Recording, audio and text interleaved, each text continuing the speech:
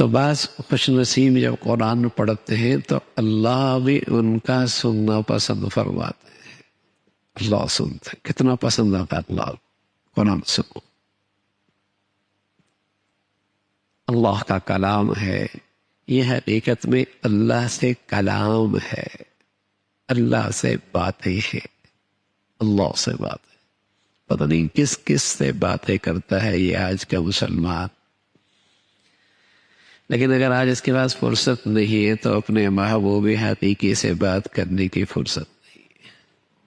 اس محسن سے، اس کریم سے، اس داتا سے، اس مہربان سے، اس سے بات کرنے کے لیے اس کے پاس وقت نہیں ہے. تو اللہ کا کلام، اللہ سے کلام کا مقام ہے. اللہ سے باتیں ہیں مزے لے لے کر، اللہ کی عظمت کے ساتھ، اللہ کی محبت کے ساتھ، ادب کے ساتھ احترام کے ساتھ. قرآن کی تلاوت اللہ سے کلام کی طرح ہے. اور جہاں میرے عزیزو قرآن کا تلاوت کرنا بڑی سعادت کی بات ہے، وہاں عظمت، محبت، ادب کے ساتھ قرآن کو سننا بھی بڑی سعادت کی بات ہے. جہاں قرآن کی تلاوت بڑی عظمت کی چیز ہے، بڑی سعادت کی چیز ہے، وہاں قرآن کو عظمت کے ساتھ، ادب کے ساتھ، احترام کے ساتھ سننا بھی بڑی سعادت کی بات ہے. تو رمضان کا موسم قرآن کا موسم ہے. قرآن اور رمضان ساتھ ساتھ چلتے ہیں. اتنا تلاوت ہوا کرتی تھی مسلمانوں کے یہاں رمضان میں. اگر آج ان کی تلاوت کا تذکرہ ہونے لگ جائے تو بس اوقات ہم جیسا کو تو یقین بھی نہ ہے کہ ایک آدمی اتنی تلاوت کرتا کہ دن میں ایک قرآن کے بقدر تلاوت ہو جاتی. رات اتنی تلاوت کرتا کہ ایک قرآن کے بقدر تلاوت ہو جاتی.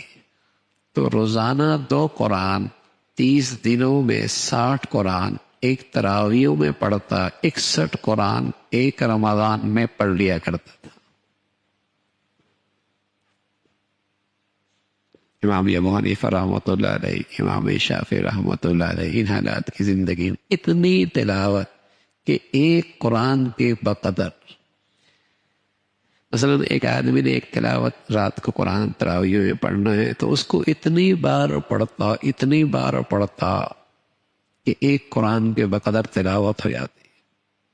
حضرت شیخ الحدیث مولانا زکریا رحمۃ اللہ علیہ فرمایا کرتے تھے، جو رات کو میں نے منزل پڑھنی ہوتی تھی میں اس کو 31 مرتبہ پڑھتا تھا. ایک قرآن سے بھی کچھ زیادہ، کہ اگر 29 کے چاند ہو جائے تو میری 30 قرآن ختم کرنے کی گنتی پوری ہو جائے.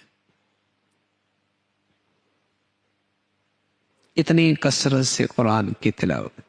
اور کیوں نہ ہو، اللہ کا نبی صلی اللہ علیہ وسلم کے ہاں جبرائیل امین رمضان میں آیا کرتے تھے. آپ انہیں قرآن سناتے تھے، وہ آپ کو قرآن سنایا کرتے. دور ہوا کرتا تھا، دور کہ رمضان میں پڑھنے کا سعادت بھی مل جائے، سننے کی سعادت بھی مل جائے. پڑھنے کی سعادت بھی ملے، سننے کی سعادت بھی ملے.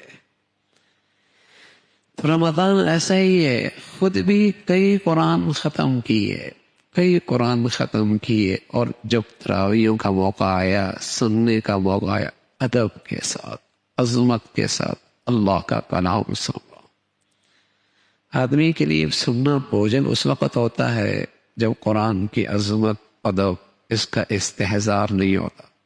پھر تو اس کا جی چاہتا ہے بس کچھ اس طرح ہو جائے کہ کچھ سمجھ میں نہ آئے اور ختم ہو جائے. پھر تو کچھ اس طرح ہو جائے کہ کچھ اتنا تیز پڑے کہ کچھ سمجھ میں نہ آئے اور ختم ہو جائے.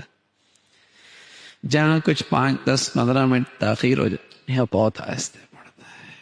وہاں جائیں گے جہاں بہت جلدی پڑتا ہے، بہت جلدی پڑا. یہ بہت جلدی پڑتا ہے.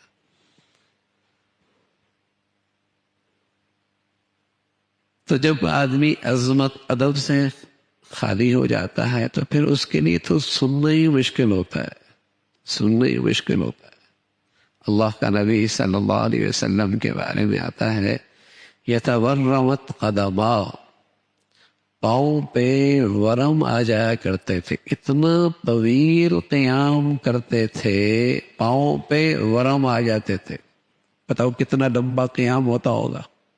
پاؤں پہ ورم ایسے ہی تو نہیں آتا.